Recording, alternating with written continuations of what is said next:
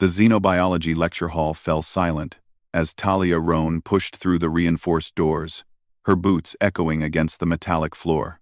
On her shoulders sat two creatures that made every student in the amphitheater freeze: Mech and Rue, twin Carvathy cubs, their obsidian fur gleaming under the artificial lights, their yellow eyes scanning the room with predatory curiosity.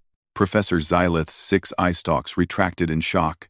The Valerian instructor had requested that the human exchange student retrieve a small predator specimen from the sanctuary dome for today's comparative anatomy lesson. He had expected perhaps a caged rodent analog, maybe a contained insectoid hunter. He had not expected this.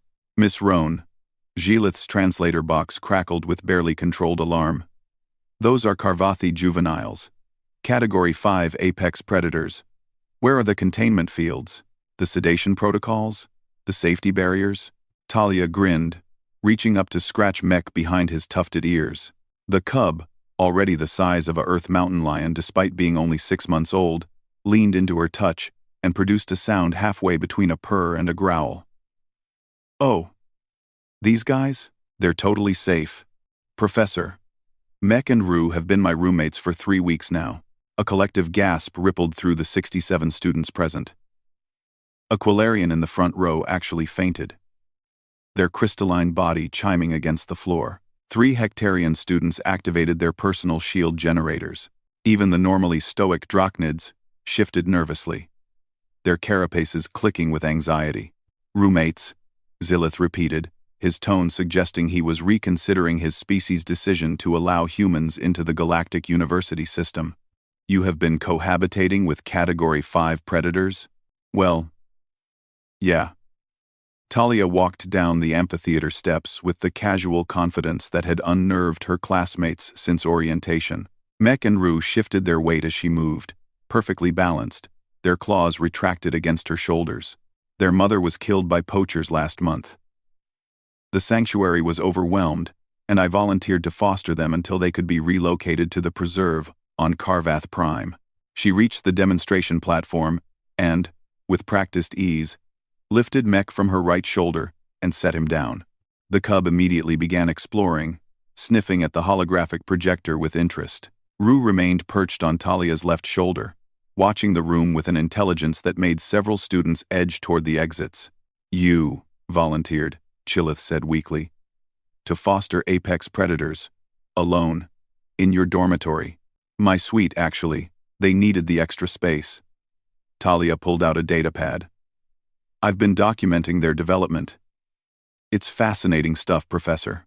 Their neural complexity is off the charts, and their social bonding mechanisms are incredibly sophisticated.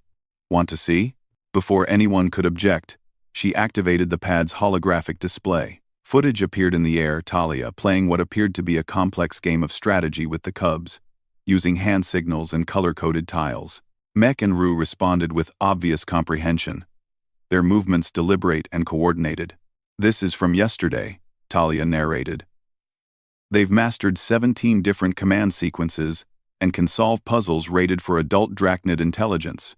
And look. She switched to another clip showing her asleep in her bunk, while both cubs lay protectively on either side, their heads raised, alert. They've developed guardian behavior. They actually woke me up when there was an electrical fire in the next corridor last week. A Marillion student raised a trembling tentacle. But the instinct protocols. The hunting drive. Carvathy are obligate carnivores. How have you not been eaten? Talia laughed, and the sound made Rue chirp a sound that, according to every xenobiology text, Carvathy only made when content and safe with family. That's the thing everyone gets wrong about predators. Hunting isn't about aggression, it's about survival. These guys aren't hungry around me because I feed them. They're not threatened because I don't threaten them. And they're not territorial because I've taught them that the suite is a shared space. She knelt beside Mech, who had become fascinated with a holographic projection of a Carvathy respiratory system. The cub batted at the floating image with one massive paw, and Talia gently guided his attention to specific anatomical features. Humans, she continued. We've been living alongside predators for millennia. Wolves became dogs. Big cats became, well, bigger cats that tolerate us. We understand something that I think a lot of species forget. Predators aren't mindless killing machines. They're intelligent, they're emotional, and they're capable of forming bonds across species lines. Professor Gillith slowly approached the platform, his eye stalks extending cautiously. The literature suggests that Carvathi cubs will attack anything that approaches their food source or territory. Only if they perceive a threat, Talia corrected. She pulled a container from her backpack, raw synth meat chunks, and tossed one to Mech, then one to Rue, who caught it mid-air with reflexes that made the drachnids whistle in appreciation. Watch. She placed several more pieces on the platform, then stepped back. Mech. Rue share protocol. Both cubs looked at her, then at the meat, then back at her. Mech approached first, took a piece, and carried it to the edge of the platform. Rue descended from Talia's shoulder, selected her own piece, and sat beside her brother. They ate slowly, deliberately, never once showing aggression toward each other or their surroundings. This behavior, Gillith said, his voice filled with academic wonder overriding his fear, should be impossible. Carvathi siblings are documented to compete violently for resources. Wild Carvathi, maybe. These two have learned that resources aren't scarce, that cooperation is rewarded, and that I'm not competition, I'm family. Talia sat cross-legged between the cubs, and both immediately pressed against her, their purr growls harmonizing. The problem isn't predators, Professor. The problem is how we approach them. For the next hour, Talia demonstrated everything she'd learned. She showed how Mech and Rue responded to emotional cues, how they communicated through subtle body language, how they'd learned to moderate their strength during play. She explained her feeding schedules, enrichment activities, and the trust-building exercises she'd developed. By the end of the lecture, students were tentatively approaching the platform. A brave Quillarian even managed to touch Rue's flank, gasping at the warmth and the thrumming purr that resulted. Professor Gillith recorded everything, already composing what would become a groundbreaking paper on interspecies socialization. As the class ended, and Talia prepared to leave Mech and Rue, resuming their positions on her shoulders, Gillith stopped her. Miss Roan, I must ask. Why? Why take such a risk? You could have refused the fostering assignment. Talia smiled, scratching both cubs simultaneously. Because someone told me once that humans are crazy.